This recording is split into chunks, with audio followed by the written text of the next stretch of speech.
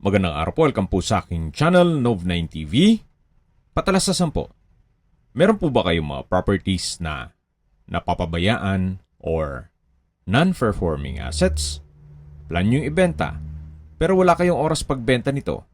Kung ito'y pagkakatiwala nyo po sa amin, tawag lang po kayo sa aking numero, usap po tayo, gawan ko po ng video for free. Yes, libre po. Wala po kayong babayaran. Tutulungan pa namin kayong mabenta ang inyong property. Kami na po bala sa marketing, sa boosting, pati po sa paid advertisements, even sa tripping. Hindi na po kayo mapapagod sa pag-entertain ng mga buyers. Kami na po bala sa lahat. Tawag lang po kayo.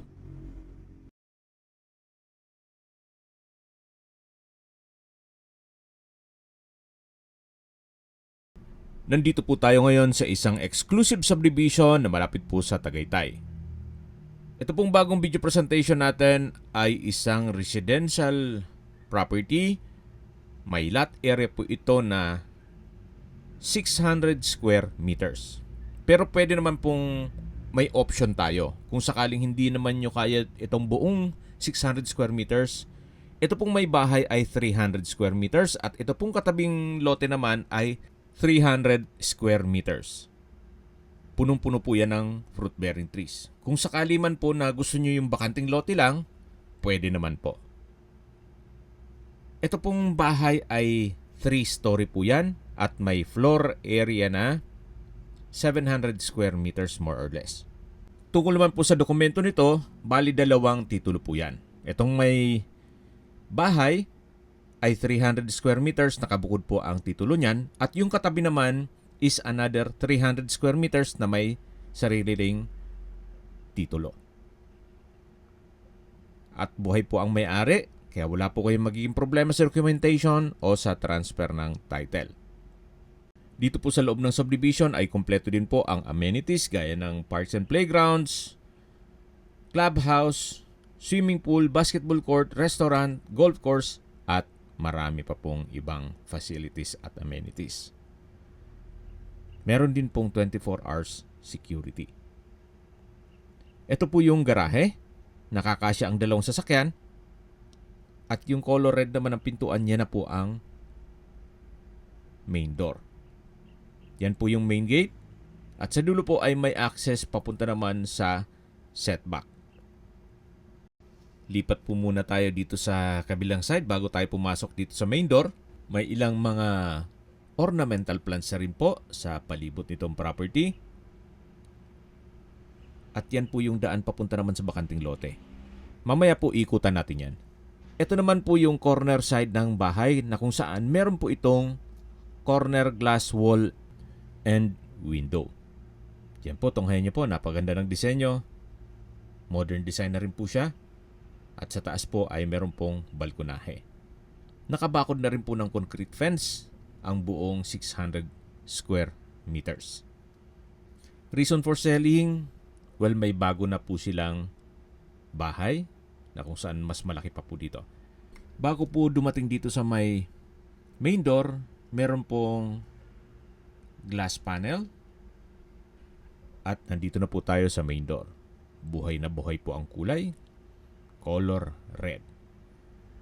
Double door at welcome po dito sa bahay ni Ma'am at Sir. Napaganda po, napakaliwalas.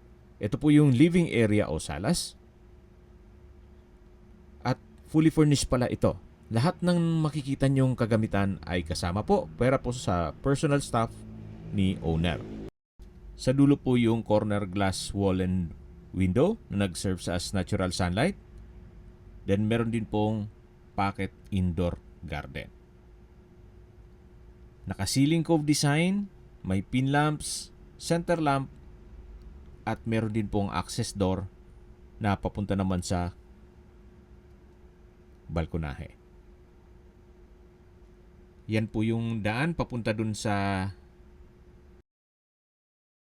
bakanting lote na kung saan pumwesto tayo kanina. At ito pong balkonahe hanggang sa dulo po yan. Balik po ulit tayo dito sa loob. Ito po yung living area o salas. May sofa set, center table. At sa dulo man ay yung hagdan na papunta naman sa basement at sa second floor. Ito naman po yung dining area na may dining set at pendant lamp.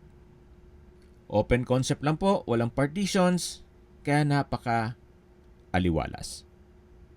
Ito pong ceiling ay naka ceiling panels.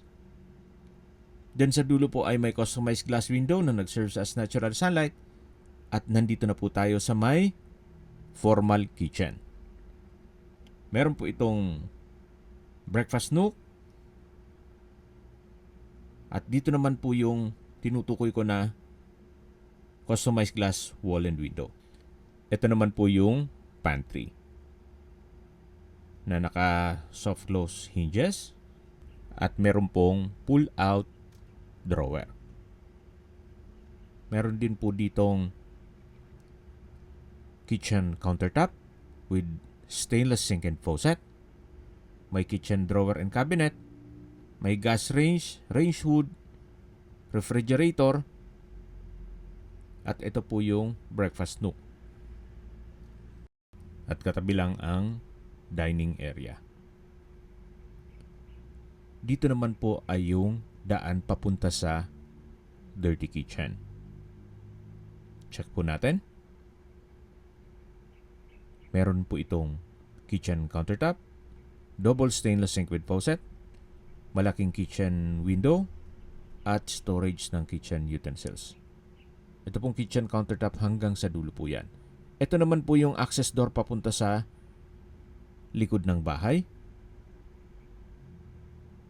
na mayroon pong service area at pugon. Pababa po yan hanggang dun sa may basement. Balik ulit tayo dito sa loob. Yan po yung dirty kitchen. At dito naman po yung formal kitchen na napakalaki po ng espasyo. Kahit ilan po kayong gumalaw dito sa kusina, hindi kayo magbabanggaan dyan at ang laki ng space. Sa may dining area po ay meron din pong glass wall and window. At yan po ulit ang living area o salas. Ito po yung staircase at sa dulo naman yung pintuan mula sa garahe. Ito naman po yung powder room. Meron po itong urinal, water closet, hand wash basin at malaking vanity mirror. Sa dulo po ay may bathroom window at ito'y naka-tile bathroom wall. Meron din pong exhaust fan. Yan po yung garahe. At yung main gate. Naka-tile flooring din po itong main gate. Balik na po ulit tayo dito sa loob. Yan po yung main door. Diyan tayo pumasok kanina. Then yan po yung indoor na garden at yung living area. Ito po yung staircase. Yan po yung papunta sa basement. Itong pababa. At ito naman papunta sa second floor. Ito po yung naka-wooden staircase, stainless handrail at glass railing. Meron pong malaking staircase window na nag-serve as natural sunlight. Samahan niyo po ako. Akyat po tayo. At nandito na po tayo sa second floor. Meron pong wall-mounted na wooden shelf. 3-layer po yan. At ito naman po yung unang kwarto o master bedroom. May bed frame and mattress. May chandelier, tile flooring, customized glass window, may TV rack, at meron din po itong sariling toilet and bath. May couple hand wash basin, vanity mirror, bathroom cabinet. Ito naman po yung walk-in closet na may full body mirror. At dito naman po yung banyo. Dito po sa kabilang side ay yung shower enclosure. Check po natin itong water closet with bidet. May towel holder, wall-mounted bathroom cabinet, may bathroom window, exhaust fan, at shower enclosure na may overhead shower. Then, from floor to ceiling po ang tile bathroom wall. May towel holder din po. Ito po yung toilet and bath ng master bedroom. Napakalaki po ng espasyo. Naka-ceiling cove design. Ito pong glass window ay may blinds. Ito naman po yung access door papunta sa balkonahe. Meron rin pong split type aircon. At yan po ang inyong mga magiging kapitbahay. Tunghayan nyo po. Dito naman po ay secured ang inyong pamilya. Meron pong 24 hours roving guards at napaka-stricto po ng security sa main gate. Napakatahimik po ng lugar, sariwa ang hangin, at malamig po ang klima. Ito po yung nasa mataas na lugar. Ang estimated elevation above sea level ay 2,000 feet. More or less. Yan po yung harapan ng bahay. At doon naman sa kabila, yung bakanting lote. Yan po yung glass window ng master bedroom na meron pong blinds. At babalik na po ulit tayo dito sa loob. Ito po yung aluminum door. At ito na po yung unang kwarto na meron pong walk-in closet at toilet and bath. Labas na po tayo. Balik po ulit tayo dito sa may hagdan. Yan po yung staircase window. At ito naman po yung hallway. Check po natin yung ibang kwarto. Ito po yung second bedroom. Naka-wooden door. At meron din pong bed frame and mattress. Split type aircon. Electric fan. Sliding glass window with blinds. Ceiling cove design with pin lamps. Wooden design ng tile flooring. At meron din po itong sariling toilet and bath. May hand wash basin. Water closet with bidet. Vanity mirror. Tile bathroom wall. Meron din pong walk-in closet. Halos same design nung unang kwarto. At meron din po itong shower enclosure. May bathroom window. Ito po yung shower enclosure. May overhead shower. Hot shower set. At tile bathroom wall. Ito po yung toilet and bath with walk-in closet ng second bedroom o pangalawang kwarto. Malaki po ang espasyo din ito. At labas na po tayo. Balik po ulit tayo dito sa may hallway. Yan po yung master bedroom, family area, at dito naman po yung third bedroom o pangatlong kwarto. Naka-wooden door. Malaki din po ang espasyo. May split type aircon. Sliding glass window with blinds. Ceiling cove design with pin lamps. Split type aircon. Bed frame and mattress with bedside table and lampshade. Meron din po itong walk-in closet at toilet and bath.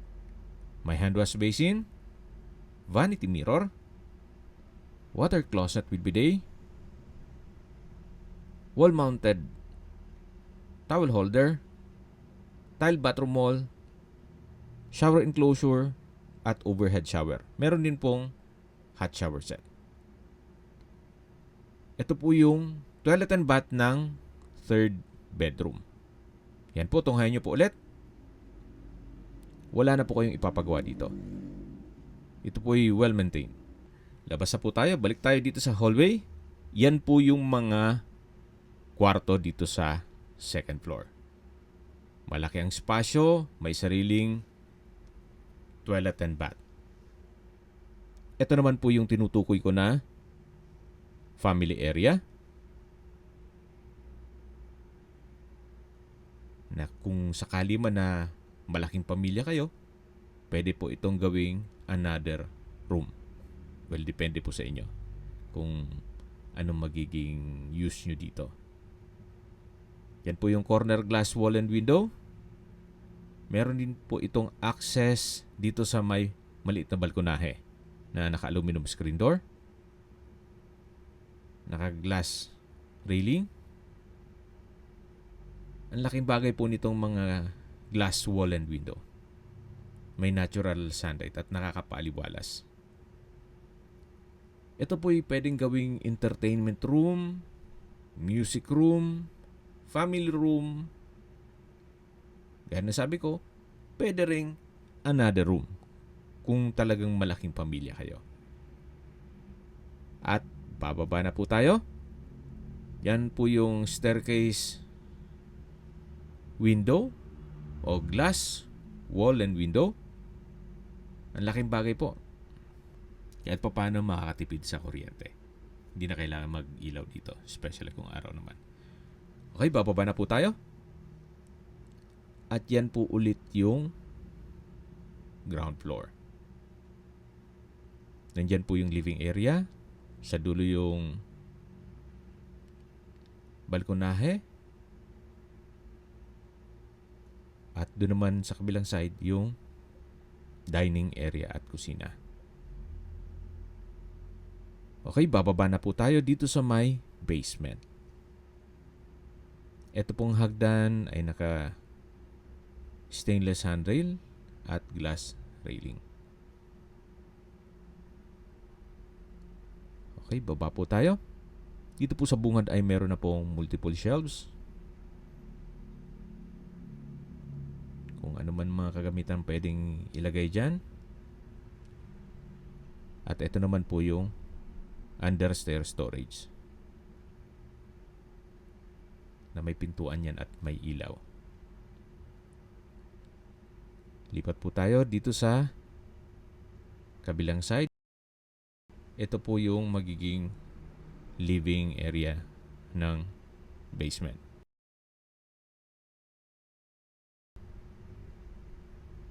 Check natin yung stock room na malapit po ito sa may service area. May multiple shelves at kung may mga abubot kayo, pwede pong ilagay dyan. Yan po yung hallway at dito naman yung likod ng bahay. Yan po yung hagdan papunta dun sa may dirty kitchen. Yan po yung concrete fence. At dito po sa likod ng bahay ay meron pong setback.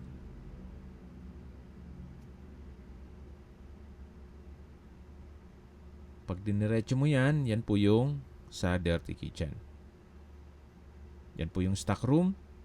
At balik po tayo dito sa loob ng basement o man cave. Ito pong isang kwarto na to ay maid's room. Naka-wooden door. Malaki naman po ang espasyo.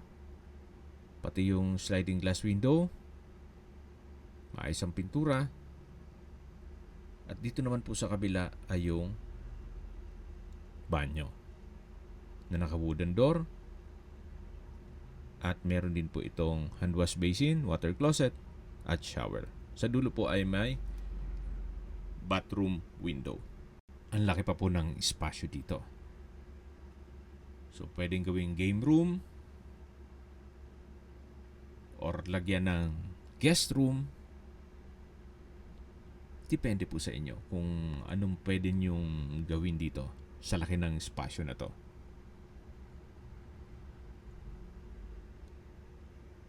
At yan po ulit yung hagdan. Aakyat po tayo. Habang pinagmamasdan niyo po ito, pag-usapan natin ang distance, location at travel time. Mula po sa highway, ang distance is 900 meters at ang travel time is 3 minutes. Or walking distance lang po ito mula highway. Kaya kung sakali man po na galing kayong Manila, mag-commute lang kayo, isang sakay lang po yan. Pagbaba nyo ng subdivision, meron pong 900 meters na pwedeng lakarin. Accessible po ito ng public transportation. At mula naman po sa Twin Lakes, ang distance is 2.2 kilometers at ang travel time is 5 minutes. Mula naman po sa Nasugbu Beach Resorts, ang distance is 59.3 kilometers at ang travel time is 1 hour and 30 minutes. Mula naman po sa Tagaytay Rotonda, ang distance is 13.3 kilometers at ang travel time is 22 minutes. Kompleto na po doon gaya ng public market, groceries, convenience store, remittance center, banks, schools, church at hospital. Yan po yung lagi kong binabanggit sa inyo na dapat nyo i-consider sa paghanap ng property ay yung meron pong malapit na hospital. Hindi ko naman po sinasabing sakitin kayo, yan naman po for emergency purpose lang naman. At mula naman po sa Calax Aguinaldo exit, ang distance is 29.4 kilometers at ang travel time is 50 minutes. Kung manggagaling naman po sa Manila o sa airport, ang distance is 75.1 kilometers at ang travel time is 1 hour and 42 minutes. Okay, dito na po tayo sa mga options na bibigay ni owner. Kung sakali man po na gusto nyo na itong buong property na 300 square meters na may bahay plus another 300 square meters na may vacant lot, ang presyo po niya ay 25 million pesos net. Ibig pong sabihin, si buyer na po ang sasagot sa lahat ng taxes at expenses with regard to documentation. Yan naman po'y kung sakali man mahilig kayo sa mga fruit-bearing trees, punong-puno na po yan ang fruit-bearing trees. Hindi na po kayo magtatanim. Parang may farm na po kayo sa tabi ng bahay mo na secured area pa. At kung sakali man po na yung bahay lang ang maibigan nyo, 19 million pesos net ang asking price ni owner. 19 million pesos yung bahay lang po. Yung 300 square meters na may bahay. At kung sakali man po na gusto nyong lote lang, ito namang 300 square meters na vacant lot na with fruit-bearing trees ay 6 million pesos.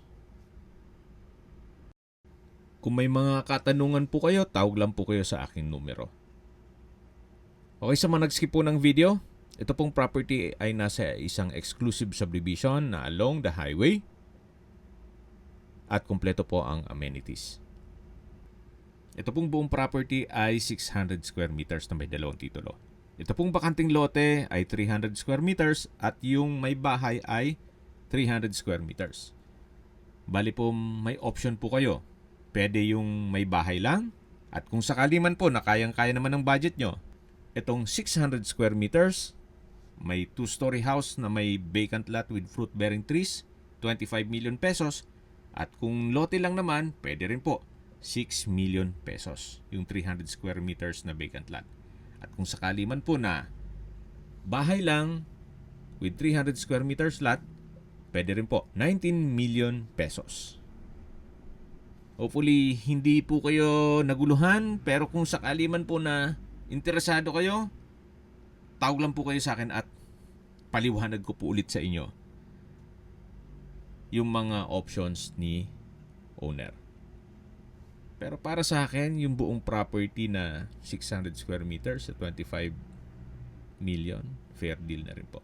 Maayos yung bahay, wala kayong papagawa, at meron ka pang maliit na bakanting lote na punong-puno po ng fruit-bearing trees. Kung may mga katanungan po kayo, tawag lang po kayo sa aking numero. At sa mga kababayan naman natin na sa ibang bansa, meron po akong WhatsApp, Viber, Telegram at Signal. Same number lang po, 0917-316-3399. May ibang YouTube channel po kami, the Nov9 TV channel, Nov9 TV Listings, Nov9 TV On The Spot, Nov9 TV Updates, at Nov9 TV House Rental. Sana po naibigyan nyo ang video presentation. Paki-like and subscribe na lang po sa aking channel para ma-update din po kayo sa aking future listings. Kung sakali po hanap nyo yung mas malaking sukat ng lupa, meron din po kami ibang listings na pwede nyong pagpilian. Huwag po kayong mag-atubiling tumawag sa amin. Then, let us know your budget para malaman namin kung anong property pwede naming ilog sa inyo. Sa lahat pong viewers, subscriber at nagtiwala po sa amin, salamat po sa suporta. Ingat po kayo lagi at yung pamilya. Maraming salamat po. Sa mga nagtatanong naman po ng aming Facebook, meron po aming Facebook page na Nov9 TV at Facebook Real Video. Meron din pong TikTok at Instagram.